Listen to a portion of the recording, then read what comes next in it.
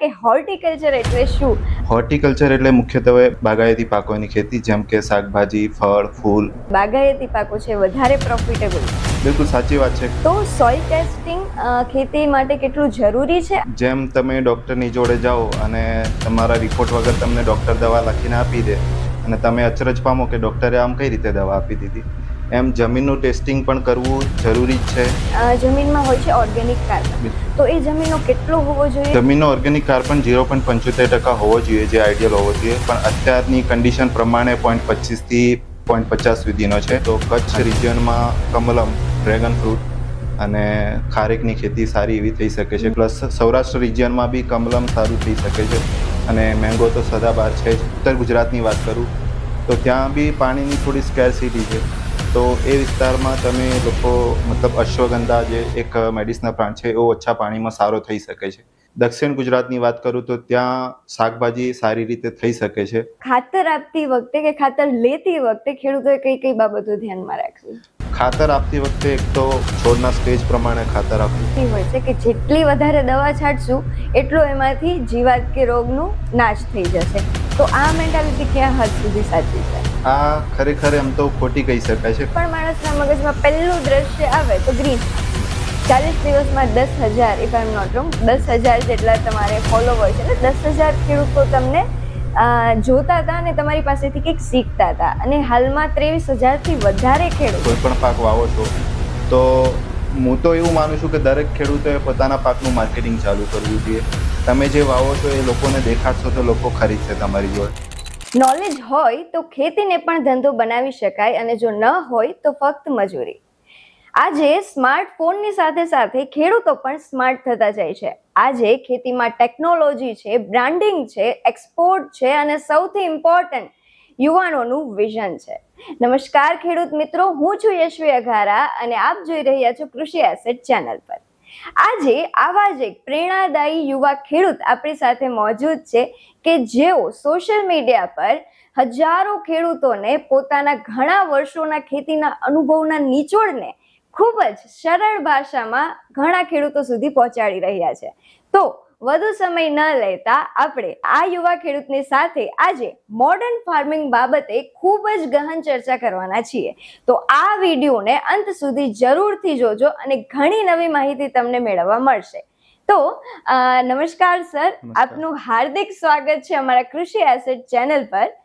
And before we start sir, એક વાત હું કહેવા માંગીશ કે you are one of my dream guest, because જ્યારે સૌથી પહેલી વખત મેં તમારી રીલ જોઈ હતી ત્યારે આઈ ફેલ્ટ વેરી ઇમ્પ્રેસ, બીકોઝ તમે જે સરળ ભાષામાં અને જે જરૂરી પ્રેક્ટિકલ નોલેજ ખેડૂતોને આપો છો, ટુ ધી પોઈન્ટ જે ખેતીની વાત કરો છો, એ જાણીને ખૂબ આનંદ થયો. અને આજે અમારી ચેનલ પર તમને જોઈને એનાથી પણ વધુ આનંદ અનુભવીએ છીએ સર અમે. સો સર, શરૂઆત કરીએ તમારી સફરથી. તો તમારું અત્યાર સુધીની જર્ની કેવી રહી એ બાબતે જણાવો. પહેલાં તો તમારો આભાર કે મને તમારી ચેનલ પર આમંત્રિત કરવા માટે. મારું નામ મુકેશ સુથાર છે અને મેં MSc હોર્ટિકલ્ચર પંજાબથી કર્યું છે. હું લગભગ છેલ્લા 5-6 વર્ષથી ખેતી કરું છું અને સાથે સાથે અમુક ખેડૂતોને ખેતી કરાવું છું, પ્લસ કન્સલ્ટન્સી બી આપું છું. શરૂઆત તો એવી થઈ કે ખેડૂતનો દીકરો હતો એટલે ખેતરમાં જ જન્મ્યા અને ત્યાંથી જ શરૂઆત કરવાની ચાલુ થઈ હતી. ત્યારથી જ ખબર હતી કે ખેતી કેવી રીતે થાય, શું કરવું, એ બધાથી ચાલુ કર્યું હતું. અને આજે લગભગ સારી એવી ખેતી કરું છું, પ્લસ લોકોને ખેતી શીખવાડું છું. ખૂબ સરસ સર. સર, હાલમાં તમે કઈ જગ્યા પર, કયા વિસ્તારમાં ખેતી કરો છો, કેટલા વીઘામાં, અને કયા પાકનું વાવેતર કરો છો? અત્યારે હું ડીસામાં ખેતી કરું છું અને મહેસાણામાં ખેતી કરું છું. ડીસામાં મારા પપ્પાની જમીન છે, ત્યાં એ લોકો 80 વીઘામાં ખેતી કરે છે. પ્લસ મહેસાણામાં એક કંપનીમાં કન્સલ્ટન્સી આપું છું, ત્યાં R&D કરું છું. અને બાજુમાં જ હું લગભગ 20 વીઘામાં મારી પર્સનલ ખેતી કરું છું. અને એની બાજુમાં એક મેંગો ઓર્ચાર્ડ છે, એમને પણ ખેતી કરાવું છું. અને બીજા 25 વીઘામાં અમદાવાદમાં એક ખેડૂતને ઓર્ગેનિક ફાર્મિંગ કરાવું છું. Okay sir. સો તમારા ખેતરમાં જ્યાં જ્યાં તમે કન્સલ્ટન્સી પ્રોવાઈડ કરો છો અને તમારા પોતાના ફાર્મમાં તમે કયા કયા પાકોનું વાવેતર કરો છો? અત્યારે હું મોસ્ટલી શાકભાજી કરું છું. જે મારું ઘરનું ખેતર છે ત્યાં તો અમે પરંપરાગત જે પાકો હોય છે એ કરીએ છીએ, પણ જે હું કરું છું એમાં મોસ્ટલી શાકભાજી છે, હળદર છે, મેડિસિનલ પ્લાન્ટ છે જેમ કે અશ્વગંધા, પછી ટર્મરિક છે, એ બધા પાકો કરીએ છીએ મોસ્ટ. ઓકે, સો સર કહી શકાય કે તમારું મેઇન ફોકસ બાગાયત પાકો પર છે. બિલકુલ. તો ફર્સ્ટલી સર તમે બી હોર્ટિકલ્ચરમાં એમએસસી કર્યું છે, જાણીને ખૂબ આનંદ થયો. સો સૌથી પહેલા જો ખેડૂતોને કેવું હોય સરળ ભાષામાં કે હોર્ટિકલ્ચર એટલે શું અને તેમાં આપણે મુખ્ય કયા પાકોને આવરી શકાય તો એ જણાવો. હોર્ટિકલ્ચર એટલે મુખ્યત્વે બાગાયતી પાકોની ખેતી, જેમ કે શાકભાજી, ફળ, ફૂલ, ફ્લાવર્સ છે, પછી મેડિસિનલ પ્લાન્ટ છે, એ પાકોને આપણે આવરી શકીએ છીએ એમાં. સર હાલના સમયમાં શું આપણે કહી શકાય કે હોર્ટિકલ્ચર જે પાકો છે, બાગાયતી પાકો છે, વધારે પ્રોફિટેબલ છે? બિલકુલ સાચી વાત છે, કારણ કે આ એક હાઈ અર્નિંગ સેક્ટર છે. જે પરંપરાગત પાકો છે એના કરતાં જો આપણે મહેનત અને સારી રીતે કરીએ તો 2 થી 3 ગણું ઉત્પાદન આમાં લઈ શકીએ છીએ. ઓકે, અને હાલમાં સર તમે એમએસસી હોર્ટિકલ્ચરથી કર્યું છે, મેં પણ વેરી લકીલી હોર્ટિકલ્ચરથી ગ્રેજ્યુએશન પ્રાપ્ત કર્યું છે. તો હોર્ટિકલ્ચર સ્ટુડન્ટ્સ માટે હાલના સમયમાં કયા સ્કોપ છે? હોર્ટિકલ્ચર સ્ટુડન્ટ માટે મોસ્ટલી તમે ગણો તો તમે કોઈ પણ ફાર્મિંગ કન્સલ્ટન્સી આપી શકો છો, અથવા તમે તમારો પોતાનો એગ્રી બિઝનેસ પણ હોર્ટિકલ્ચરથી સ્ટાર્ટ કરી શકો છો.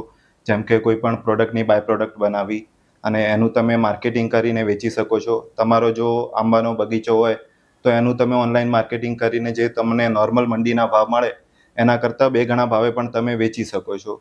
તો આ સેક્ટરમાં ખરેખર બહુ એક ઉત્તમ તક છે આગળ વધવાની. Right sir. હવે આપણે સૌથી પહેલા ઓપન ફિલ્ડ ફાર્મિંગની વાત કરીએ. તો જેનું ફર્સ્ટ સ્ટેપ આવે છે સોઇલ, કેમ કે સૌથી પહેલા તો સર એ જણાવો કે ખેતીના મુખ્ય ઘટકો કયા છે? લાઈક ખેતી કરવા માટે સૌથી મુખ્ય કઈ વસ્તુઓની જરૂર પડે? ખેતી કરવા માટે મુખ્યત્વે જમીન, પાણી, એનું આબોહવા કેવી છે, વાતાવરણ કેવું છે, એની જરૂર પડતી હોય છે. ઓકે, તો સર જેમ તમે કીધું કે ફર્સ્ટલી જમીન, સૌથી મહત્વનું જમીન છે, તો સોઇલ ટેસ્ટિંગ ખેતી માટે કેટલું જરૂરી છે અને કેટલા સમયે ખેડૂતોએ સોઇલ ટેસ્ટિંગ કરાવતું રહેવું જોઈએ?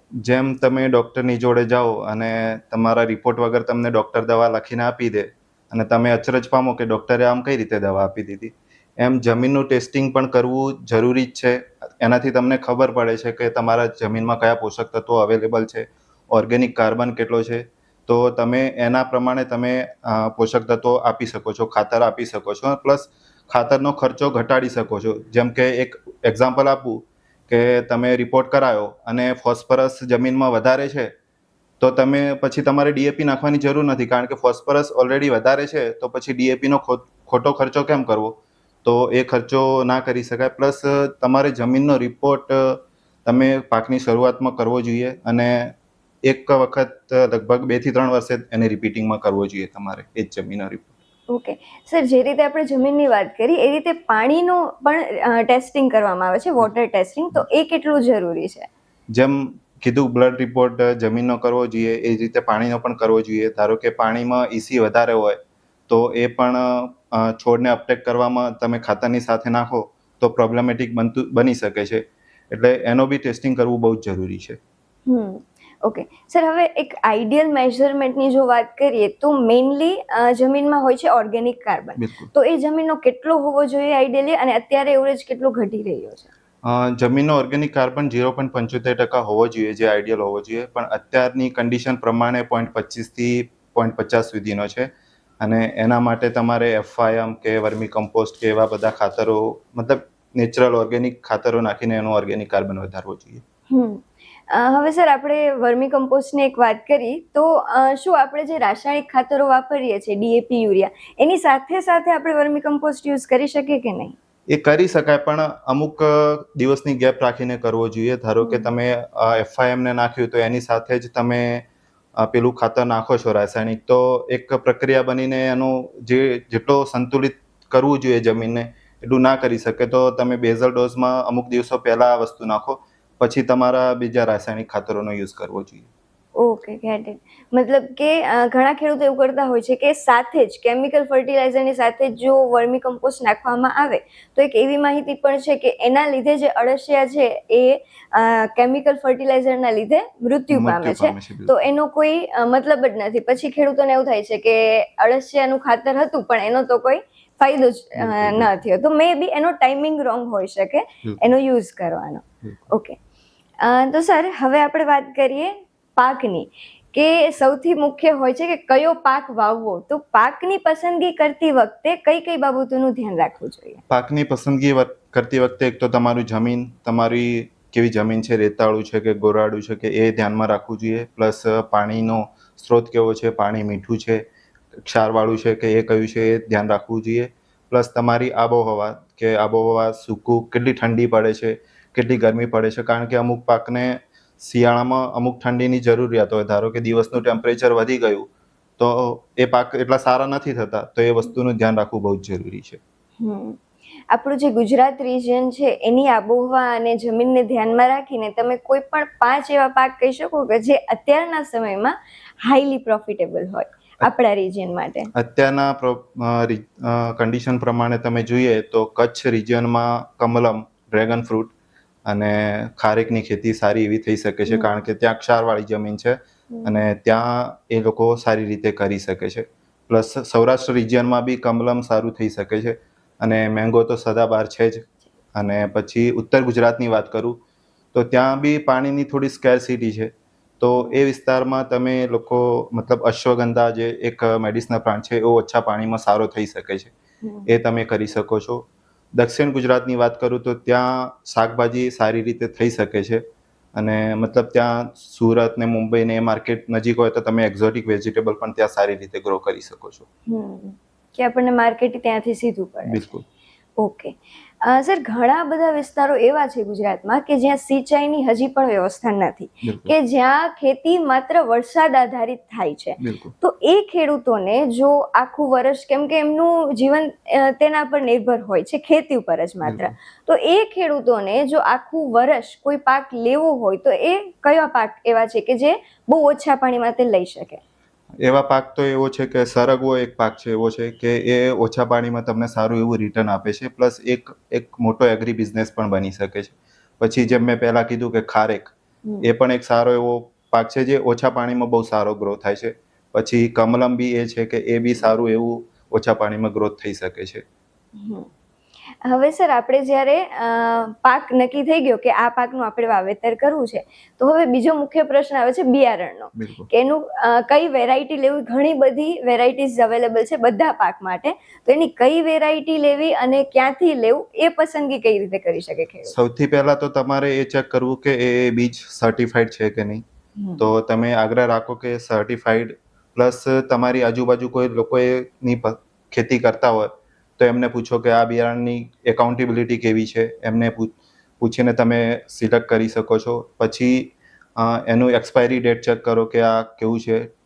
પ્લસ એ કઈ મેથડથી બનેલો છે. ધારો કે તમે ડેટ પામનો લેતા હો તો એ ટિશ્યુ કલ્ચરનો પ્લાન્ટ સૌથી સારો આવે છે, તો એ પસંદગી એ રીતે તમે કરી શકો છો. ઓકે સર, હવે વાવણી જ્યારે કરવામાં આવે એ પહેલા બીજમાં અને ખેતરમાં કઈ કઈ આપણે ટેકનિક્સ કરવી જરૂરી છે, મતલબ કઈ કઈ ફાર્મ પદ્ધતિઓ જરૂરી છે કે જેમાં થવી જોઈએ? સોઇલ પ્રિપરેશન કરતી વખતે એક તો તમારે સોઇલને નરમ બનાવી, ભૂરભૂરી કરવી, જેથી શું ઓક્સિજન સપ્લાય જમીનમાં સારું થાય અને ગ્રોથ સારો થઈ શકે. પ્લસ જે FIM કે જે છાણિયું ખાતર તમારે નાખવું એ બેઝલ ડોઝમાં નાખી દેવો જોઈએ. પ્લસ જો મલ્ચિંગથી ખેતી કરતા હો તો એ સારું છે, તો એમાં મલ્ચિંગ અને ડ્રીપ ઇરિગેશન સિસ્ટમ તમારે નાખવી જોઈએ. અને સીડ ટ્રીટમેન્ટની વાત કરું તો ટ્રાયકોડર્મા કે PSBથી તમારે ટ્રીટેડ કરવા જોઈએ, અથવા યોગ્ય ફંગીસાઇડથી તમારે એને ટ્રીટ કરીને ગ્રો કરવા જોઈએ. ઓકે, હવે બીજનું વાવેતર થાય પછી એક મુખ્ય છે કે પિયત, જે તમે કીધું કે પિયતની કઈ પદ્ધતિથી પિયત આપવું, ક્યારે આપવું અને કેટલું આપવું, આ એક ખૂબ મહત્વના મેજરમેન્ટ્સ આપણે કહી શકીએ કે પાણી કેટલું આપવું, ક્યારે આપવું અને કઈ રીતે આપવું.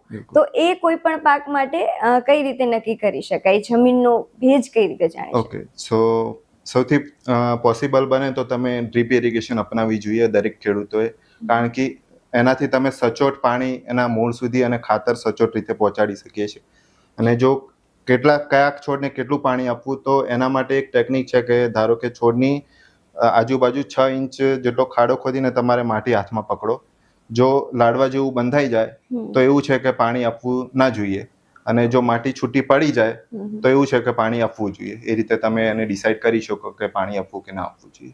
ઓકે સર, હવે જો ખાતરની વાત કરીએ તો ખાતર આપતી વખતે કે ખાતર લેતી વખતે ખેડૂતોએ કઈ કઈ બાબતો ધ્યાનમાં રાખવી? ખાતર આપતી વખતે એક તો છોડના સ્ટેજ પ્રમાણે ખાતર આપવું. ધારો કે તમારો છોડ તમે ટ્રાન્સપ્લાન્ટ કર્યો છે ત્યારે તમે 0050 ના આપી શકો. એ વાતનું તમારે ધ્યાન રાખવું કે એના સ્ટેજ પ્રમાણે કયું ખાતર આપવું, એને અત્યારે છોડની કન્ડિશન શું છે એના પ્રમાણે ખાતર આપવું જોઈએ. અને બીજું એમ કે તમે ખાતર જ્યારે લેવા જાઓ છો ત્યારે તમારું જરૂરિયાત પૂરતું જ ખાતર ખરીદો. વધારાનું ખાતર ખરીદવું ના જોઈએ. એનાથી શું થાય છે કે તમારો પૈસાનો બગાડ થાય છે. એટલે એ વસ્તુ ના કરવી જોઈએ અને તમારી છોડની કન્ડિશન પ્રમાણેનું જ ખાતર કે આ ખાતર જરૂર છે તો એ જ લેવું જોઈએ. સર, આપણે ખાતરની વાત કરી રહ્યા છીએ તો મને મુખ્ય 3 આપણી જે ખેતીની પદ્ધતિઓ હાલમાં જે પ્રચલિત છે ખેડૂતો વચ્ચે, એક છે જૈવિક ખેતી, એક છે પ્રાકૃતિક ખેતી અને એક રાસાયણિક ખેતી કે જે નોર્મલી આપણે ડીએપી યુરિયાનો યુઝ કરીને કરીએ છીએ. ત્રણેય પદ્ધતિમાં સૌથી બેસ્ટ કઈ કહી શકાય? મારા મતે તો સૌથી બેસ્ટ છે સંતુલિત ખેતી. જે લોકો ઓર્ગેનિક ખેતી કરે છે એ કરે છે, પણ સૌથી બેસ્ટ હું માનું છું કે ઇન્ટિગ્રેટેડ પેસ્ટ મેનેજમેન્ટ કે ન્યુટ્રિયન્ટ મેનેજમેન્ટ. એટલે સંતુલિત ખેતી કરવી જોઈએ. તમે 100% ઓર્ગેનિક ના કરી શકો તો એવું કરવું જોઈએ કે 70% તમે ન્યુટ્રિયન્ટ કેમિકલ ખાતર આપો ને 30% ઓર્ગેનિક. તો શું તમારી જમીન પણ સારી રહે અને એ રીતનું તમારે મેનેજમેન્ટ કરવું જોઈએ. અને પ્લસ બીજું એ છે કે જે ખેડૂતો ઓર્ગેનિક કરે છે એમને તો ઓર્ગેનિક કરવાનું જ છે, તો એ લોકો પોતાની રીતે અલગ કરી શકે. પ્લસ બીજી સાવચેતી એ રાખે કે તમે ધારો કે રાસાયણિક ખેતી કરતા હો તો એમાંથી એકદમ ઓર્ગેનિકમાં શિફ્ટ થાઓ તો તમારું ઉત્પાદન 50% ઘટી જાય છે. તો એક ઓર્ગેનિકમાંથી મતલબ રાસાયણિકમાંથી ઓર્ગેનિક જવા માટે તમારે ગ્રેજ્યુઅલી શિફ્ટ કરવું પડે. પહેલાં 70% કર્યું, પછી 50% કર્યું, પછી 30%. એ રીતે તમે શિફ્ટ થઈ શકો છો ઓર્ગેનિક કરવું હોય તો. પણ જો મને પૂછવામાં આવે તો હું એવું કહીશ કે સંતુલિત ખેતી મારા માટે અને મતલબ મોસ્ટ ઓફ ધી ખેડૂત માટે સૌથી બેસ્ટ હોય છે. સર, સંતુલિત ખેતીમાં તમે જે વાત કરી ઇન્ટિગ્રેટેડ ન્યુટ્રિયન્ટ મેનેજમેન્ટ INP, તો એ શું હોય છે ને કઈ રીતે કરી શકાય? ઇન્ટિગ્રેટેડ ન્યુટ્રિયન્ટ મેનેજમેન્ટ એટલે કે જેટલા છોડને અને જમીનને જરૂરિયાત છે એટલા જ ન્યુટ્રિયન્ટ આપવા, કંઈ પણ વધારે આપવાની કે જે લીચિંગ થઈને તમારા જમીનમાં સ્ટોર થાય અને જમીનને બગાડે. એટલે એવા પણ કોઈ પણ ખાતર આપવાની, જેટલા છોડને જરૂરિયાત છે એટલા જ આપવા. અથવા પોસિબલ બને તો સ્પ્રેથી ખાતર આપવું જે વોટર સોલ્યુબલ, જે પ્લાન્ટને એબ્ઝોર્બ કરી લે અને જમીનમાં જતું નથી. તો એ રીતે અને ડ્રીપથી ખાતર આપવું જેથી છોડના મૂળમાં જાય અને મૂળ સીધું એને અપટેક કરે. એટલે એ રીતનું તમારે કરવું જોઈએ આમાં. ઓકે સર, હવે આપણે આને થોડુંક ઇલાબરેટ કરીએ ઇન્ટિગ્રેટેડ ન્યુટ્રિયન્ટ મેનેજમેન્ટને. તો કોઈ પણ એક પાક આપણે લઈ લઈએ કે જે મોસ્ટલી આપણા ગુજરાતમાં થઈ રહ્યો છે. એ પાકને સ્ટેપ બાય સ્ટેપ આપણે પ્રોસિજર કહી શકીએ કે આ રીતના ન્યુટ્રિયન્ટ આનું મેનેજમેન્ટ કરી શકાય વાવણીથી લઈ અને આપણે હાર્વેસ્ટ કરીએ ત્યાં સુધીમાં. ઓકે, તો હું એક એક્ઝામ્પલ આપીશ શક્કરટેટીનું. ધારો કે ટેટી છે, તમે વાવી, તમે જો ટ્રાન્સપ્લાન્ટ કરી અને એનું મતલબ જર્મિનેટ કે સીડ વાવ્યું, જર્મિનેટ થયા એના 10 દિવસ પછી તમારે ન્યુટ્રિયન્ટ ચાલુ કરવા જોઈએ. શરૂઆતમાં તમારે 19-19-19 આપવું, પછી ફ્લાવર આવવાની શરૂઆત થાય ત્યારે તમે 12-61-0 એ રીતનું આપી શકો છો. પછી ફ્લાવરમાંથી ફ્રૂટ બેસવાનું થાય ત્યારે તમે 13-0-45 કે 0-52-34 આપી શકો છો. પછી એની સાઇઝ બનાવવા માટે 0-0-50 અને એ આપી શકો છો. પ્લસ એમાં એવું છે કે હવે ટેટીમાં ફ્રૂટ આવી ગયું પણ સાથે સાથે એને બીજા પણ ફ્લાવર આવતા હોય છે, તો તમારે કોમ્બિનેશનમાં બી ખાતર આપવું જરૂરી છે. ધારો કે 0-52-34 આપ્યું અને 0-0-50 આપ્યું, પણ એક સાથે ના આપવું, અમુક દિવસોના ગેપમાં આપવું જોઈએ.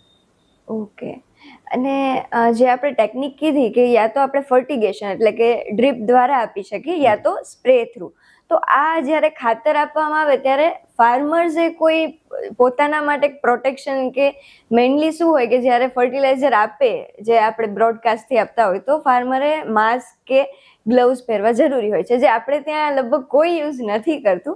પણ શું આનું મહત્વ છે, આ યુઝ કરવા જરૂરી છે કે નહીં? બિલકુલ કરવા જોઈએ, કારણ કે એ એક કેમિકલી ટ્રીટેડ ફર્ટિલાઇઝર છે. એ જે તમારા સ્વાસ્થ્ય માટે અંદર જો શ્વાસોશ્વાસમાં કે ગમે તે રીતે તમારા શરીરની અંદર જાય તો એ હાર્મફુલ બની શકે છે. કારણ કે આ બધા ખાતરો છે એ એનું લેવલ હોય છે કે આ લેવલ સુધી એ છોડ પર રહે છે, પણ એ સીધું જ તમારા શરીરમાં જાય તો એ તમને નુકસાનકારક થઈ શકે છે. તો માસ્ક અને શિલ્ડ હોય તો અપનાવવા જ જોઈએ. ઓકે. અને સર એક હોય છે કે હાર્વેસ્ટ કરવાના આટલા સમય પહેલા એમાં કોઈ પણ જાતનું કેમિકલ ખાતર કે પછી પેસ્ટિસાઇડ દવા છાંટવી નહીં, તો એ ટાઈમ પીરિયડ કેટલો હોય છે? એ અમુક છોડ પ્રમાણે અલગ અલગ હોય છે, પણ મસ્કમેલનમાં જે છે કે ધારો કે તમારું ફર્સ્ટ પિકિંગ તમે કરવાના હો તો એના 10 દિવસ પહેલાં જ તમારે 0050 આપી દેવું. 10 દિવસનો ગેપ રાખો અને ત્યારે તમે ઓછું પાણી આપો અથવા ના પાણી આપો તો એમાં શું મીઠાશ પણ બને છે અને જે તમે ખાતર કે જે પણ આવ્યું છે એના હેવી મેટલ્સ એ પ્રોડક્ટમાં આવતા નથી. તો એ રીતનું તમારે મેનેજમેન્ટ કરવું જોઈએ. ઓકે. અને જો આગલા જ દિવસે જ્યારે હાર્વેસ્ટ કરે અને આગલા જ દિવસે જો એમાં ખાતર કે દવા છાંટવામાં આવે તો એ પાકને શું નુકસાન થાય છે? પાકને નુકસાન એ થાય છે કે એક તો એની એરોમાં આખી બદલાઈ જાય છે. તમે જ્યારે ખાઓ છો ત્યારે એમાંથી તમને દવાઓ કે ખાતરની સ્મેલ આવે છે, તો તમને એવું લાગે છે કે હું મતલબ એ ફ્રૂટ નથી ખાઈ રહ્યો, હું એક કોઈક સિન્થેટિક વસ્તુ ખાઈ રહ્યો છું. તો એવું બધું આફ્ટર ઇફેક્ટ આવે છે એની. Okay, get it sir. હવે મલ્ચિંગની વાત કરીએ તો મલ્ચિંગ એટલે શું અને એના ફાયદાઓ શું છે મલ્ચિંગના? મલ્ચિંગ એટલે એક લેયર છે કે જે પ્લાસ્ટિક હોઈ શકે કે કોઈ પણ જે પરાળી આપણે કહીએ છીએ, એક જમીન પર પાથરવાની એક ટેકનિક છે જેને મલ્ચિંગ કહેવાય છે. અને જનરલી 20થી લઈને 30 માઇક્રોન સુધીનું મલ્ચિંગ આપણે યુઝ કરી શકીએ છીએ. અને મલ્ચિંગનો ફાયદા એ છે કે એક તો તમારો જમીનનો ભેજ જાળવી રાખે છે, પછી જે ખડ વધારાનું ઉગે છે એ ઉગવા દેતું નથી. તો એ ફાયદા છે મલ્ચિંગના. ઓકે. સર, મલ્ચિંગ જો આપણે ફાર્મ પર રાખવું હોય તો એક તો એનું ઇન્વેસ્ટમેન્ટ કેટલું થાય છે અને બીજી વસ્તુ કે એ ક્યારે એડોપ્ટ કરી શકાય ફાર્મમાં? મલ્ચિંગનો 1 એકરનો ખર્ચ અંદાજિત 7,000 થી 8,000 રૂપિયા થાય છે. અને મોસ્ટલી બાગાયતી પાકો કે તમે શાકભાજીના પાકો કરો તો એમાં તમારે ઇમ્પ્લિમેન્ટ કરવું બહુ સારું છે, કારણ કે એમાંથી તમારો એક લેબરનો ખર્ચો, જે વીડિંગનો ખર્ચો બચી જાય છે. પ્લસ તમે એમાં મલ્ચિંગમાં કરો તો સારો એવો વેજીટેબલનો ગ્રોથ બી થાય છે. પણ એક વસ્તુનું ધ્યાન રાખવું જોઈએ કે જો તમારી જમીન ઉનાળામાં બહુ ગરમ થતી હોય તો એ વખતે તમારે મલ્ચિંગ શક્ય હોય તો ટાળવું જોઈએ, અથવા એક કપિંગ મેથડ આવે છે. ધારો કે તમે છોડ વાવ્યો તો એની બાજુમાં આપણો ચા પીવાનો કપ કે જે કાગળનો કપ આવે છે એ છોડની અંદર નાખી દેવાનો. એટલે જે મલ્ચિંગની ગરમી થાય છે એ છોડના મૂળને પેલી થતી નથી, એટલે ડેમ્પિંગ ઓફ થવાના ચાન્સીસ ઘટી જાય છે. એટલે આ ટેકનિક તમારે યુઝ કરવી જોઈએ. ઓકે, મતલબ બહુ જ્યાં ગરમીવાળો વિસ્તાર હોય ત્યાં મલ્ચિંગ બને તો ટાળવું જોઈએ. બિલકુલ, કારણ કે જમીન ગરમ થાય તો છોડને ગરમીથી ડેમ્પિંગ ઓફ થવાના ચાન્સીસ વધી જાય છે. અથવા એવા કરવો જોઈએ કે તમે ધારો કે ઇન્ટરક્રોપિંગ કરતા હો તો નીચે વેલાવાળા શાકભાજી અને પછી ઉપર મરચા કે એવા પાક લઈ શકાય છે, જેથી શું ટેમ્પરેચર નોર્મલ રહે, મલ્ચિંગથી સૂર્યપ્રકાશથી મલ્ચિંગ ગરમ ના થાય અને તમે એ રીતનું ક્રોપ લઈ શકો છો. ઓકે. સર, કહેવામાં આવે છે કે multi cropping is the game changer for the farming. તો મલ્ટી ક્રોપિંગ પહેલા તો શું હોય છે એ સમજાવો. મલ્ટી ક્રોપિંગ એટલે કે તમે ધારો કે તમારો કોઈ એક મેઇન ક્રોપ છે, આંબા છે, તો એની સાથે સાથે શોર્ટ ટર્મમાં તમને આવક આપી શકે એટલે મલ્ટી ક્રોપિંગ એમાં તમે કરી શકો છો. એટલે મલ્ટી ક્રોપિંગ. ધારો કે આંબાની વચ્ચે તમે હળદર વાવી શકો છો, કારણ કે આંબાને તમારે ફ્રૂટ આપતા 5 વર્ષ લાગે, 10 વર્ષ લાગે. 10 વર્ષ સુધી તમે મતલબ તમારું પેશન્સ લેવલ જળવાઈ પણ ના રહે, તો તમે એની સાથે એક શોર્ટ ટર્મ ઇન્કમ આપતો પાક લઈ શકો છો, જેમ કે હળદર છે કે પછી કોઈ પણ એવા કઠોળ પાક જે નાઇટ્રોજન ફિક્સેશન પણ કરે છે અને જમીનની ફળદ્રુપતા પણ વધારે છે, તો એ પાકો લઈ શકાય છે તમે. ઓકે. સર, મલ્ટી ક્રોપિંગ માટે જ્યારે આપણે પાક નક્કી કરતા હોય તો કઈ રીતનું કોમ્બિનેશન હોવું જોઈએ? જેમ કે અમુક ટ્રેપ ક્રોપ હોય છે, જેમ કે ગલગોટો, કે જેનાથી બીજા પાકને કીટકો પણ એના સુધી નથી પહોંચતા, તો આ કઈ રીતે નક્કી કરવામાં આવે છે કોમ્બિનેશન? એ તમારી જમીન ઉપર, ધારો કે કોઈક અમુક વિસ્તારમાં હળદર થઈ શકે છે. અત્યારે નવસારી એગ્રીકલ્ચર યુનિવર્સિટીએ એક વેરાયટી ડેવલપ કરી છે કે એ આંબા નારિયેળી વચ્ચે એક GNT4 કરીને વેરાયટી છે ટર્મરિકની, એ સારી થાય છે. તો એવું તમારે મતલબ રિસર્ચ કરીને તમે એક તો નક્કી કરી શકો છો. પ્લસ તમારી સોઇલ કન્ડિશન કેવી છે, ધારો કે તમારું નાઇટ્રોજન ફિક્સેશન કરવાની અને જે મેઇન ક્રોપ છે એને નાઇટ્રોજનની વધારે છે, તો એવા કઠોળ પાક લઈ શકો છો કે જે તમારી નાઇટ્રોજન ફિક્સ કરે જમીનમાં અને જે મેઇન ક્રોપને હેલ્પ કરે ગ્રો થવામાં. તો એ રીતે તમે યુઝ કરી શકો છો. તો સર, જે રીતે આપણે INM ની વાત કરી એ જ રીતે છે IPM કે ઇન્ટિગ્રેટેડ પેસ્ટ મેનેજમેન્ટ. તો એ શું હોય છે? ઇન્ટિગ્રેટેડ પેસ્ટ મેનેજમેન્ટ એટલે કે તમે ધારો કે કોઈ પણ ક્રોપ વાયો તો એના પછી તમારે પેસ્ટનું મેનેજમેન્ટ એ રીતે કરવું કે એ પેસ્ટની પોપ્યુલેશન વધી ના જાય તમારા ક્રોપમાં, તો તમારે એ ક્રોપને એ રીતે મેનેજ કરવું કે એ રીતનો દવાનો છંટકાવ કરો કે એક તો દવાનું પોપ્યુલેશન ના વધે, પ્લસ એનાથી તમારા જે ક્રોપ છે એને નુકસાન ના થાય વધારે પડતા પેસ્ટ નાખવાથી. એટલે એ રીતે તમે એનો યુઝ કરી શકો છો. મોટા ભાગે ખેડૂતોની માનસિકતા એવી હોય છે કે જેટલી વધારે દવા છાંટશું એટલો એમાંથી જીવાત કે રોગનું નાશ થઈ જશે. તો આ મેન્ટાલિટી ક્યાં હદ સુધી સાચી છે? આ ખરેખર એમ તો ખોટી કહી શકાય છે, કારણ કે તમે રોગ આવ્યા પછી પગલું ના લેવું જોઈએ. હું એવું માનું છું કે એક સ્કેડ્યુલ હોવું જોઈએ સ્પ્રે કરવાનું, કે ધારો કે અને બીજું છે કે તમારા ક્રોપનું તમે રેગ્યુલર નિરીક્ષણ કરતા રહો. રોજ સાંજે આંટો મારો અને ક્રોપને નિહાળો, એનું નિરીક્ષણ કરો. તમને એક પેસ્ટ દેખાય તો તમારે પ્રિકોશનરી સ્પ્રે લઈ લેવો જોઈએ, જેથી શું તમે પાછળ જતા જે દવાનો વધારે પડતો ખર્ચો અટકાવી શકો છો. તો એક તો દવાનો ખર્ચો બચશે અને વધારે પડતો દવા પણ છોડમાં યુઝ નહીં થાય. તો પ્રિકોશનરી સ્પ્રે લેવા સારા છે. સર, આઈપીએમમાં ઘણા બધા બીજા સ્ટેપ બી આવતા હોય છે, જેમ કે સ્ટીકી ટ્રેપ્સ જે આપણે યુઝ કરી શકતા હોય, તો એ કયા સમયે લગાવવા જોઈએ કે જેથી તમે જેમ કીધું કે પ્રિકોશનરી આપણે એના સ્ટેપ લઈ શકાય? બિલકુલ. તો સ્પ્રે કર્યાના મતલબ તમે છોડ વાવ્યા એના લગભગ 10 દિવસની અંદર જ તમારે ટ્રેપ લગાડી દેવા જોઈએ, જેથી તમને એક તો આઈડિયા આવતો રહે, પ્લસ બીજા જે તમે કીધું એમ ગલગોટાના એઝ અ ટ્રેપ તરીકે તમે યુઝ કરી શકો છો. તો એ રીતે તમારે કરવું જોઈએ, અને પ્લસ 1 એકડમાં લગભગ 7 થી 8 ટ્રેપ લગાડી શકો છો તમે. ઓકે, 1 એકરમાં. અને કોઈ ફિક્સ હોય છે ડિસ્ટન્સ કે આટલા અંતરે લગાવવા જોઈએ ટ્રેપ? જનરલી 30 થી 50 મીટર વચ્ચે તમે લગાડી શકો છો. ઓકે સર, જેમ આપણે વાત કરી પેસ્ટિસાઇડની, તો પેસ્ટિસાઇડ રેસિડ્યુઝ જે હોય છે કે આપણે જે કીધું હાર્વેસ્ટ કર્યાના પહેલા ખેડૂતોએ એક ટાઈમ પીરિયડ આપવો પડે કે જેનાથી એ રેસિડ્યુ નાશ પામે. જો એ ન કરવામાં આવે તો એ રેસિડ્યુઝ ડાયરેક્ટ જે માણસ ખાશે એના બોડીમાં જશે, તો શું એ હાર્મફુલ થઈ શકે કે નહીં? બિલકુલ, એ બહુ ખતરનાક થઈ શકે છે. એનાથી કેન્સર જેવી બીમારી પણ થઈ શકે છે. તો ખેડૂતોએ એવું કરવું જોઈએ કે મતલબ જરૂરિયાત હોય તો જ નાખવું જોઈએ, બાકી એ વસ્તુને અવોઇડ કરવું જોઈએ, જેથી રોગચાળો ના ફેલાય અને તમારી પ્રોડક્ટની પણ વેલ્યુ બની રહે માર્કેટમાં. સર, આપણા અહીંયા ઇન્ડિયામાં સૌથી વધારે મોર દેન 30% જે ક્રોપને ડેમેજ છે એ વીડથી એટલે કે નીંદણથી થાય છે.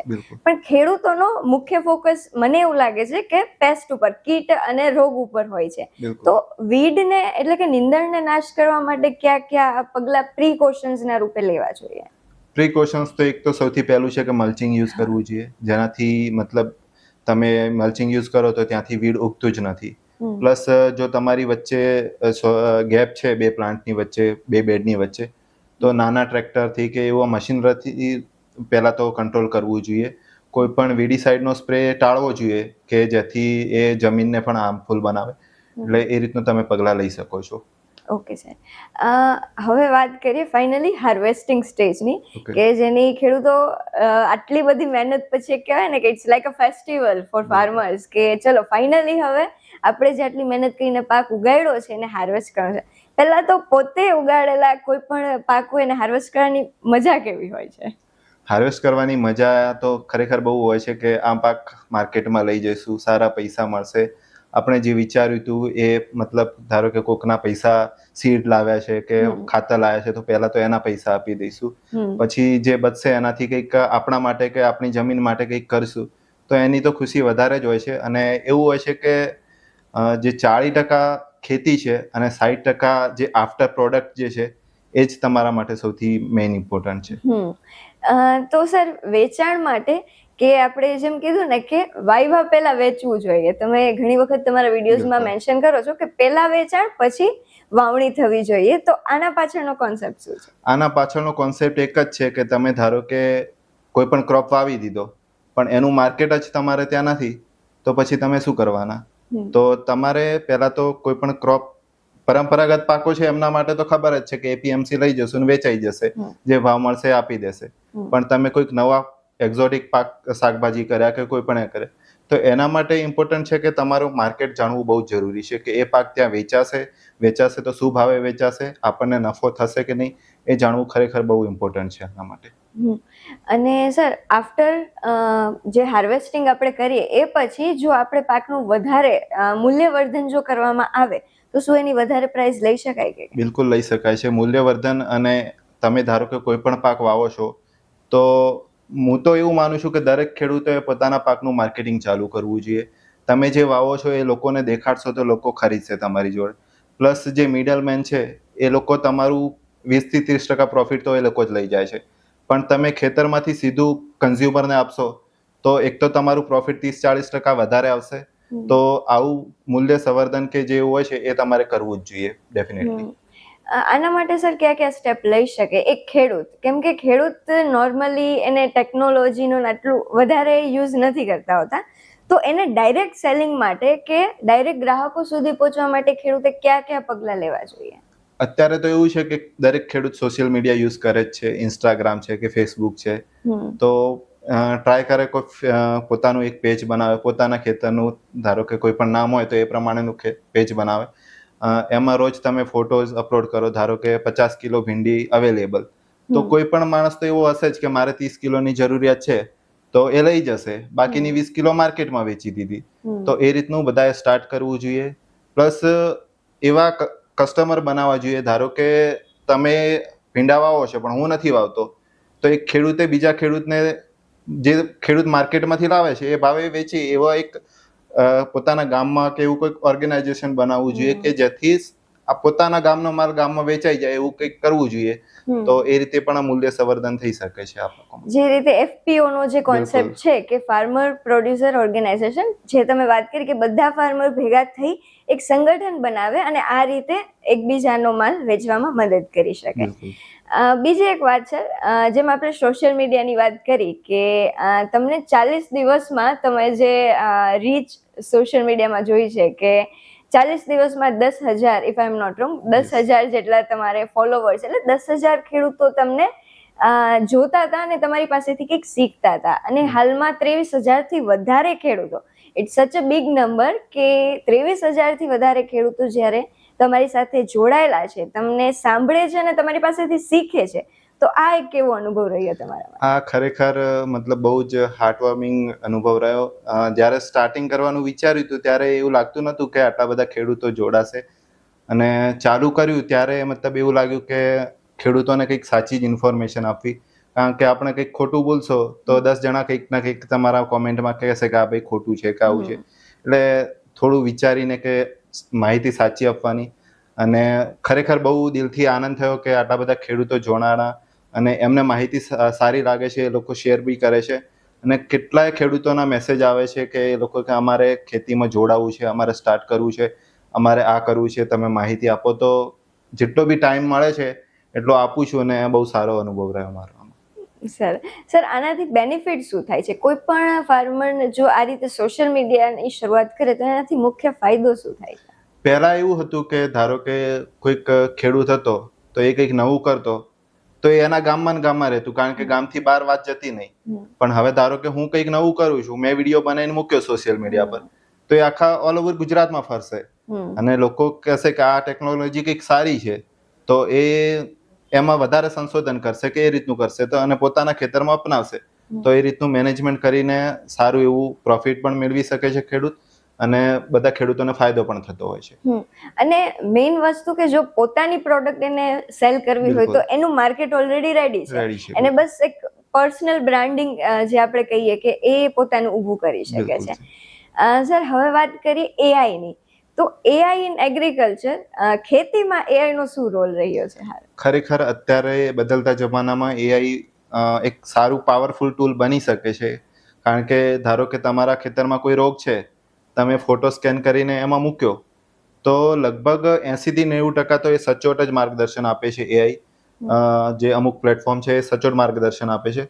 તો તમારે એ અને પોતાના અનુભવ, ધારો કે કીધું કે આમાં પાવડરી મિલ્ડ્યુ છે તો તમને ખબર પડવી જોઈએ કે હા પાવડરી મિલ્ડ્યુ છે. તમે પછી કોઈ એગ્રી એક્સપર્ટને પૂછો કે તમે કોઈ એગ્રોમાં જાઓ કે હું મારે ભાઈ પાવડરી મિલ્ડ્યુ આવ્યો છે, આ રીતનો ફોટો પાડી જાઓ. એટલે એઆઈ તમને કહી દેશે કે મારા ખેતરમાં પાવડરી મિલ્ડ્યુ છે. એટલે એ ડેફિનેટલી હેલ્પફુલ છે. પણ તમારે એઆઈ તો ખરું પણ પોતાનું નોલેજ પણ એ રીતે વધારવું જોઈએ કે તમને ખોટું ક્યારેક ના શીખવાડી દે AI. ડેફિનેટલી. તો સર તમે અમુક AI પ્લેટફોર્મ ઘણા બધા છે, તો અમુક પ્લેટફોર્મ રેકમેન્ડ કરી શકો specially for our farmer sector, કે તમે આ પ્લેટફોર્મનો યુઝ કરી અને તેના થ્રુ આ રીતે ગાઈડન્સ કે માર્ગદર્શન મેળવી એક તો ગૂગલ જેમિનાઈ છે અને ક્લોડ છે, એ સારા છે. એમાં સારું મતલબ જે સચોટ માર્ગદર્શન આપે છે, તો એ પ્લેટફોર્મનો તમે યુઝ કરી શકો છો. ઓકે સર, હવે વાત કરીએ આપણે ગ્રીન હાઉસ અને પ્રોટેક્ટેડ કલ્ટિવેશનની. જ્યારે આપણે સ્માર્ટ ફાર્મિંગ કે મોડેલ ફાર્મિંગની વાત કરીએ એટલે કોઈ પણ માણસના મગજમાં પહેલું દ્રશ્ય આવે તો ગ્રીન હાઉસ. તો સૌથી પહેલો મારો પ્રશ્ન એ છે ગ્રીન હાઉસ માટે કે ગ્રીન હાઉસની જરૂર શા માટે છે? જો આપણે ઓપન ફિલ્ડમાં વગર ખર્ચે કોઈ પાક ઉગાડી શકતા હોય તો એ જ પાકને રોકાણ કરી અને ગ્રીન હાઉસમાં ઉગાડવાનો શું મતલબ છે? ગ્રીન હાઉસમાં કરવાનો એક તો સૌથી મોટો ફાયદો એ છે કે એમાં તમે તમારા ટેમ્પરેચરને થોડું ઘણું કંટ્રોલ કરી શકો છો, અને જે બહારથી જે પેસ્ટ આવતી હોય છે એને તમે 80% રોકી શકો છો. પ્લસ વરસાદ આવે કે એ આવે તો એ પાકને તમારા જમીનમાં બગાડી શકે, મતલબ બહાર ઓપન ફિલ્ડમાં હોય તો બગાડી શકે છે, પણ તમે પ્રોટેક્ટેડ કલ્ટિવેશન કરો તો એ તમને એમાંથી પ્રોટેક્શન મળતું હોય છે. તો અને પ્લસ એમાં તમે હાઈ વેલ્યુ ક્રોપ્સ કરી શકો છો, જે બજાર કરતાં 2 થી 3 ગણા ભાવે વેચાઈ શકે છે. અને પ્લસ ઓપન ફિલ્ડમાં તમને આટલું ઉત્પાદન મળે તો એનાથી પ્રોટેક્ટેડ કલ્ટિવેશનમાં સારું ઉત્પાદન મળે, તો એ રીતે તમે એના માટે તમે પ્રોટેક્ટેડ કલ્ટિવેશન કરી શકો છો. તો મતલબ મુખ્ય ફાયદો આપણે જો કહી શકાય તો એ છે કે એક તમને નામ જ પ્રોટેક્ટેડ કલ્ટિવેશન, મતલબ કે વાતાવરણના લીધે જે નુકસાન છે કે જે મોટું રિસ્ક ફેક્ટર છે ખેતી કરવામાં, કે ગમે ત્યારે વરસાદ આવે છે, ગમે ત્યારે વાવાઝોડું આવી શકે, તો એનાથી બચવા માટે આપણે ગ્રીન હાઉસ કરી શકાય. સર, ગ્રીન હાઉસ કરવા માટે એવરેજ કેટલા રોકાણની જરૂર પડે છે? હવે ગ્રીન હાઉસમાં અલગ અલગ સ્ટ્રક્ચર હોય છે. નેટ હાઉસ હોય છે કે પોલી હાઉસ હોય છે. નેટ હાઉસ બનાવવા માટે તમારે 15 થી 20 લાખનો ખર્ચો થાય છે, અને જે પ્રોટેક્ટેડ મતલબ પોલી હાઉસ છે એ બનાવવા માટે 45 થી 50 લાખનો ખર્ચો થઈ શકે છે. પણ અત્યારે ગવર્મેન્ટ અને નેશનલ હોર્ટિકલ્ચર બોર્ડ તમને પેલું આપે છે, સબસિડી આપે છે, તો એમાં 50 થી 60% સબસિડી મળે છે, એટલે અડધો ખર્ચો તમારો થઈ શકે છે. પ્લસ બેંક લોન બી મળે છે, તો એ તમે કરી શકો છો. એટલે મતલબ નેટ હાઉસ બનાવવા માટે 15 થી 20 લાખ અને પોલી હાઉસ માટે 45 થી 50 લાખનો ખર્ચો થઈ શકે છે 1 એકર માટે. ઓકે સર, તો રોકાણ તો સમજી શકાય છે, ચલો કે ફાર્મર પોતાની રીતે, અને ગવર્મેન્ટ પણ બહુ સારો બેનિફિટ આપે છે આના માટે, પણ એવી બીજી કઈ વસ્તુઓ છે જે ખેડૂતે ગ્રીન હાઉસ કરતા પહેલા મગજમાં જરૂરથી ધ્યાનમાં રાખવી જોઈએ? એક તો તમે કયા પાક કરો છો. ધારો કે તમે નોર્મલ પાક કરવાના છો તો એ એમાં ઓપનમાં જ કરવા જોઈએ, પછી ગ્રીન હાઉસમાં કરવાનો કોઈ મતલબ નથી, એ સમજવું જોઈએ. પ્લસ એનું માર્કેટ સમજવું જોઈએ. પ્લસ તમે જે કરો છો એ ક્રોપ તમને એનું રિટર્ન ઓફ ઇન્વેસ્ટમેન્ટ જે છે, ધારો કે તમે 15 લાખ ખર્ચ્યા તો એ ઇન્વેસ્ટમેન્ટ તમને કેટલા ટાઈમ પછી મળશે એ તમારે વિચારવું જોઈએ, અને પછી જ તમારે ગ્રીન હાઉસ કે બનાવવું કે નહીં એનું ડિસિઝન લેવું જોઈએ. નોર્મલી સર, ગ્રીન હાઉસમાં જે ROI હોય છે, રિટર્ન ઓન ઇન્વેસ્ટમેન્ટ, કેટલા સમય પછી પ્રોફિટેબલ બનતું હોય છે? જો તમે નેટ હાઉસ બનાવો તો 1 થી 1.5 વર્ષની અંદર તમારું રિટર્ન ઓફ ઇન્વેસ્ટમેન્ટ થઈ શકે છે, જો તમે તમારા પાક જે છે એને ફૂલ પોટેન્શિયલમાં લો તો, સારી રીતે કરો, એનું મેનેજમેન્ટ કરો તો. બાકી તમે એમાં બી કરીને જો તમારા રોગ આવી જાય કે એ થાય તો એને ટાઈમ પણ લાગી શકે છે. મુખ્ય ઘણા બધા પ્રકાર હોય છે ગ્રીન હાઉસમાં, પણ આપણે જે ગ્રો બેગ થ્રુ જે કલ્ટિવેશન કરવામાં આવે છે, જો એની વાત કરી તો એમાં મેઇન હોય છે મીડિયા, કે એમાં કયું કમ્પોઝિશન મીડિયાનું બેસ્ટ માનવામાં આવે છે? જો ગ્રો બેગ મીડિયા માટે સૌથી પહેલા તો કોકોપીટ હોય છે, વર્મિક્યુલાઇટ અને પરલાઇટ, આ ત્રણનો 3:1:1 નો રેશિયો તમે યુઝ કરી શકો છો, અને આ મીડિયા સૌથી બેસ્ટ છે. પણ જો તમારે વર્મિક્યુલાઇટ ના યુઝ કરવું હોય તો પરલાઇટ અને કોકોપીટ પણ મીડિયા યુઝ કરી શકો છો. ઓકે, તો મેઇનલી આપણે કહી શકાય કોકોપીટ સૌથી વધારે પ્રમાણમાં હોય છે. કોકોપીટને યુઝ કરતા પહેલા કઈ બાબતોનું ધ્યાન રાખવું? એક તો કોકોપીટના EC હાઈ ના હોવા જોઈએ, મતલબ ધારો કે હાઈ EC હશે તો એને તમારે આરોના પાણીથી એને વોશ કરીને યુઝ કરવું જોઈએ, જેથી એમાંના જે હાઈ મતલબ અમુક જે હેવી મેટલ્સને છે એ બધા નીકળી જાય, જેથી તમારા ક્રોપ ગ્રો કરવામાં ઇઝી પડે. ઓકે, આ મીડિયા જે આપણે બનાવી છે એ કેટલું મહત્વપૂર્ણ છે આ ગ્રીન હાઉસ વાળા આખા સ્ટ્રક્ચરમાં? એ સૌથી ઇમ્પોર્ટન્ટ છે કે એ તમારું જે ખાતર તમે આપશો, જે પાણી આપશો, એ બધું હોલ્ડ કરી રાખશે અને છોડને આપશે. તો એક તો એ મીડિયા સ્ટરેલાઇઝ હોવું જોઈએ, એમાં કોઈ પણ ફંગલ્સ કે એવું ના હોવું જોઈએ જેથી તમારો ક્રોપને નુકસાની પહોંચાડી શકે. તો મીડિયાને સ્ટરેલાઇઝ કરવું બી બહુ ઇમ્પોર્ટન્ટ છે. એટલે મીડિયા તમારા ક્રોપનો 50% ભાગ તો મીડિયા જ ભજવે છે કે મીડિયા કેટલું સારું છે તમારું. ઓકે, ત્યારબાદ જે ખાતર આપણે ઓપન ફિલ્ડમાં આપતા હોય છે એ જ રીતનું આમાં શેડ્યુલ હોય છે કે આપણે થોડુંક વધારે ધ્યાન આપવું પડે? જો તમે કોકોપીટમાં ખાતર આપો તો એ તમારા ઈસી પ્રમાણે હોય છે, છોડના ઈસી પ્રમાણે. ધારો કે કોઈક છોડ નાનો હોય તો એને 1 EC ના ખાતરની જરૂર હોય છે. પછી જેમ જેમ મોટો થતો જાય એમ પાણીના સાથે વોટર સોલ્યુબલ ખાતર તમે નાખો અને એને ચેક કરી પીએચ અને ઈસી મીટરથી ચેક કરી અને આપવું જોઈએ. ધારો કે કોઈ છોડ 2 મહિનાનો થાય તો અમુક છોડને 2.2 EC ની જરૂર હોય તો એ માપીને એટલું ખાતર આપવું જોઈએ. ઓકે, પિયતની જો વાત કરીએ તો ગ્રીન હાઉસમાં જેમ આપણે કીધું કે ઓછા પાણીની જરૂર પડશે ફોર શ્યોર, તો એમાં બી ડ્રીપ ઇરિગેશન સુટેબલ છે કે કઈ મેથડ? એમાં એક એરો ડ્રીપર સિસ્ટમ આવે છે, ગ્રો બેગમાં તમે યુઝ કરો તો એ છે કે એમાં તમે ધારો કે 1 કલાકમાં 2 લીટરની કેપેસિટીનું એક ડ્રીપર આવે તો એમાં 2 લીટર જ પાણી જશે. તો આખા જે તમારું ફાર્મ છે એમાં બધી જ જગ્યાએ 2 લીટર જ પાણી જશે, કે એવું નહીં કે અહીંયા 2 લીટર ગયું પાછળ 4 લીટર ગયું. તો એ રીતે તમે એક એરો ડ્રીપર સિસ્ટમ આવે છે ગ્રો બેગમાં, એ યુઝ કરી શકો છો અને એનાથી તમારું ખાતર બધાને સરખું પહોંચશે તો ગ્રોથ બધાનો યુનિફોર્મ ગ્રોથ થશે અને સારું પ્રોડક્શન મળી શકે છે.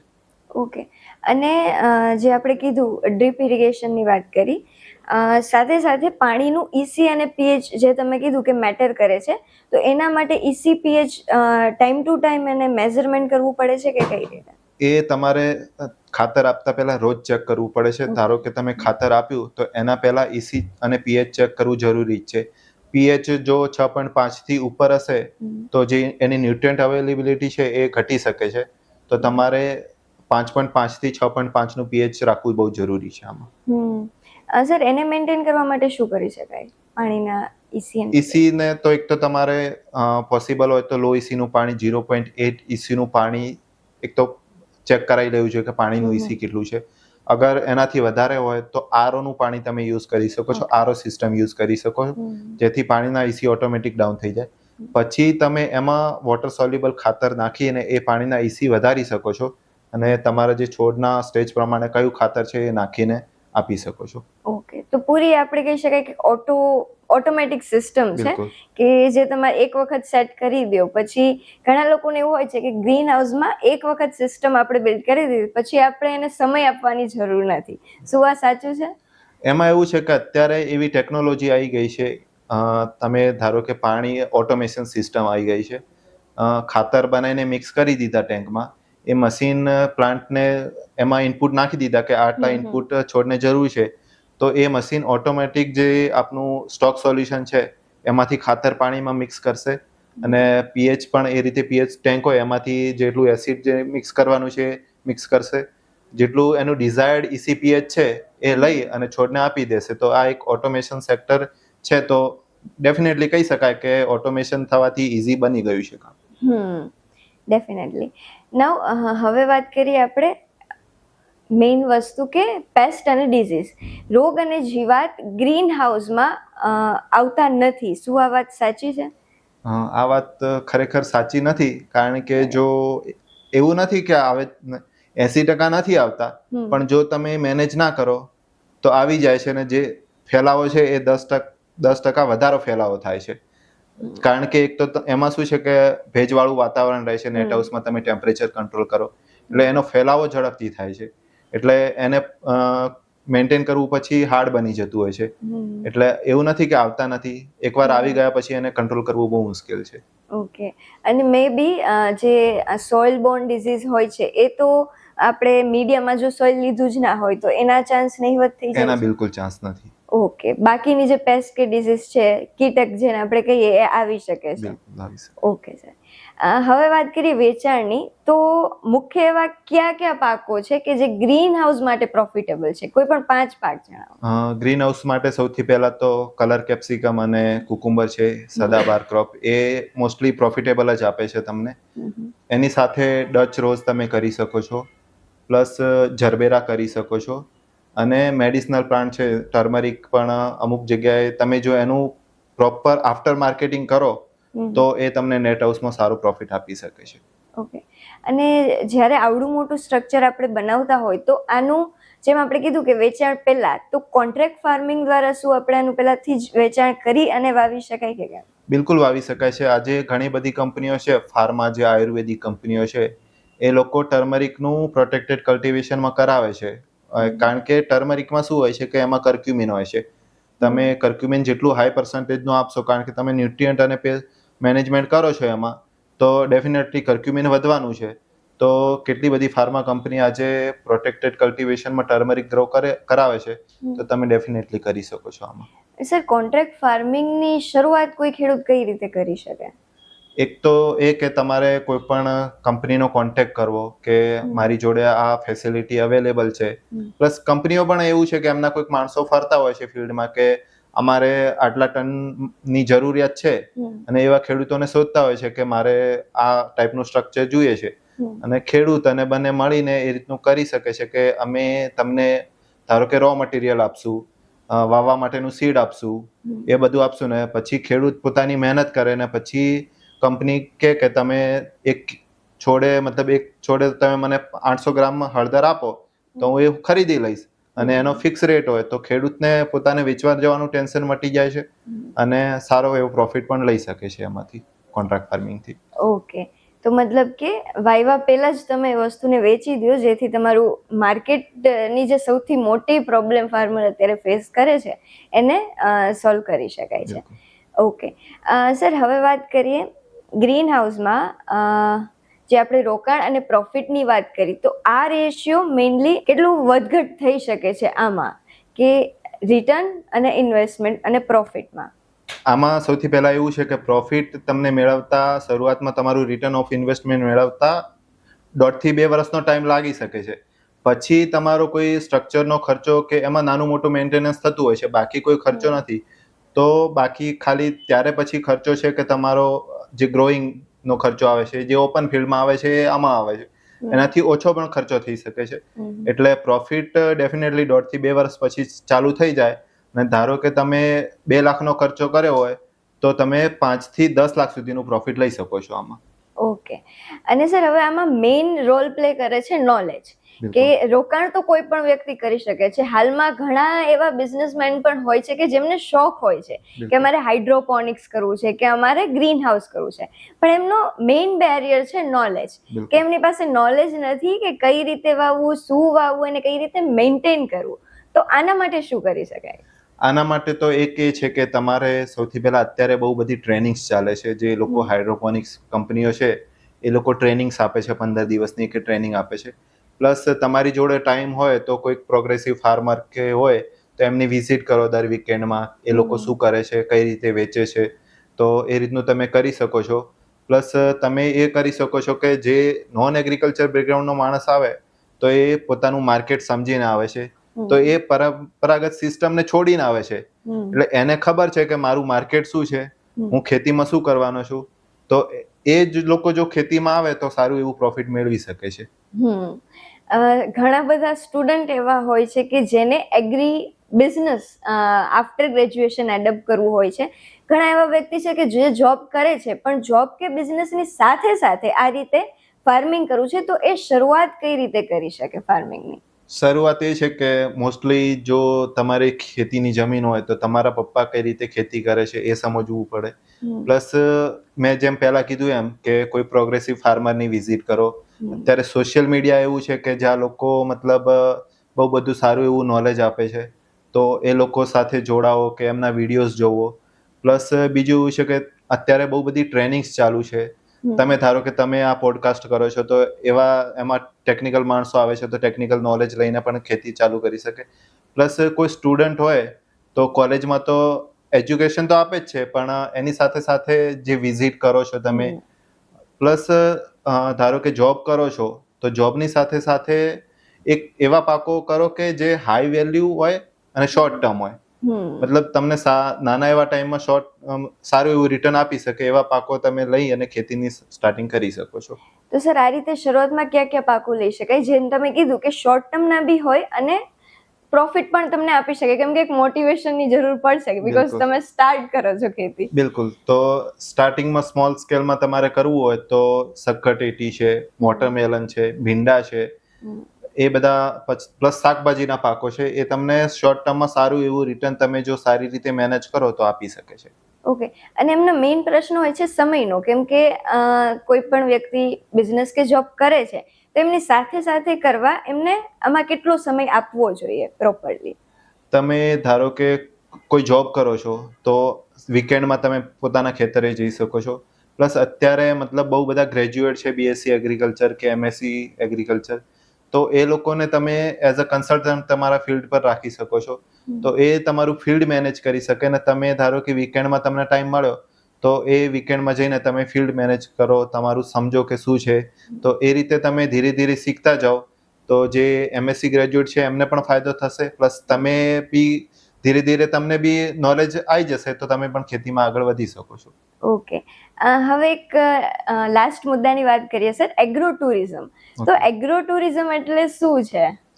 એગ્રો ટુરિઝમ એટલે કે અત્યારે જે શહેરમાં લોકો છે એમના બાળકોને કે કોઈ પણ જગ્યાએ રિસોર્ટમાં ફરવા જતા હોય કે એમને, પણ અત્યારે હવે ધારો કે કોઈક ગામડેથી શહેરમાં શિફ્ટ થઈ ગયું, જમીન વેચીને શિફ્ટ થઈ ગયું, હવે એમના બાળકોને તો ખબર નથી કે ખેતી કેવી રીતે થાય.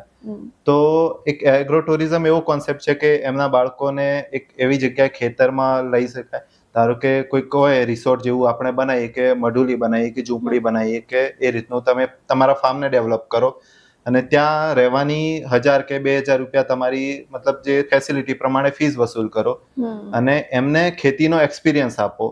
એ લોકો તમારે ખેતરે આવે, રહે, કઈ રીતે ખેતી થાય છે, જાતે પોતાના જરૂરિયાત પ્રમાણેનું શાકભાજી લઈ જાય, બળદગાડાની રાઈડ કરે, તો એ બધા કોન્સેપ્ટને એગ્રો ટુરિઝમ કહે છે. ઓકે. સર, એટ લાસ્ટ તમારા તરફથી અમે ફીડબેક માંગીશું કે અમે જે આ નાની શરૂઆત કરી છે કૃષિ એસેટ ચેનલની, કે વધુ ખેડૂતો સુધી સાચી અને ટેકનિકલ માહિતી પહોંચે એના માટે, તો તમારો શું વિચાર છે અમારા ચેનલ બાબતે? ખરેખર આ બહુ સારું સ્ટેપ તમે લીધું છે, કારણ કે અત્યારે માર્કેટમાં શું છે કે બહુ બધા ખોટી ઇન્ફોર્મેશન આપતા હોય છે, પણ તમે જે કામ કરો છો ટેકનિકલ એક્સપર્ટને બોલાવીને કે કોઈ ખેડૂતને, તો એ પોતાને સીધી વાત કહે છે અને એ રીતનું તમે જે કરી રહ્યા છો એ ખેડૂતો માટે, વિદ્યાર્થીઓ માટે જે એગ્રીકલ્ચર બેકગ્રાઉન્ડના છે તો એમના માટે બહુ સારું જ કામ છે. તો બહુ સારું કામ કરી રહ્યા છે. Thank you so much sir. અને હવે લાસ્ટમાં જે ખેડૂતો કે સ્ટુડન્ટો આ પોડકાસ્ટને અહીંયા સુધી જોવે છે, ફોર શ્યોર કે એમના અંદર એ પ્રેરણા, ઇન્સ્પિરેશન છે કે ખેતીમાં કંઈક અલગ, કંઈક સારું કરવું છે, તો એમને તમારા તરફથી તમે શું સંદેશ આપવા માંગશો? હું સંદેશ એવો આપીશ કે અત્યારે ખેતીનો જમાનો છે, આવો ખેતીમાં સાથે ખેતી કરીએ અને ટેકનિકલ માણસોની મદદ લઈએ. અને એવું છે કે બધા ધંધા બંધ થઈ જશે પણ ખેતી ક્યારેય બંધ થવાની નથી.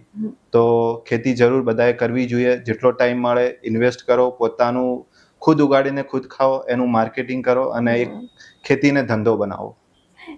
Very well sir. ફરી એક વખત તમારો ખૂબ ખૂબ આભાર અમારી ચેનલ પર આવવા અને તમારો ખૂબ જ કિંમતી સમય અમને આપવા માટે. Thank you so much sir. ફરી એક વખત તમે આ જ રીતે પોડકાસ્ટમાં આવશો અને વધુ માહિતી આપણે, વધુ જ્ઞાન લોકો સુધી પહોંચાડી શકશું એવી આશા સાથે. Thank you so much sir. Thank you so much. અને દરેક દર્શક મિત્રોને ખાસ નિવેદન છે કે જો તમે અહીંયા સુધી આ વિડીયો જોયો છે અને તમને કોઈ સાચી અને જરૂરી માહિતી મળી હોય તો બીજા ખેડૂતો સુધી પણ આ વિડીયો જરૂરથી પહોંચાડજો, શેર કરજો. નેક્સ્ટ પોડકાસ્ટ માટે તમારે કયો ટોપિક છે જેના વિશે તમારે જાણવું છે એ અમને જણાવજો. અને જો તમને કોઈ પ્રશ્ન હોય તો અમને કમેન્ટ કરીને પણ જણાવી શકો છો. Thank you so much. જય હિન્દ, જય જવાન, જય કિસાન.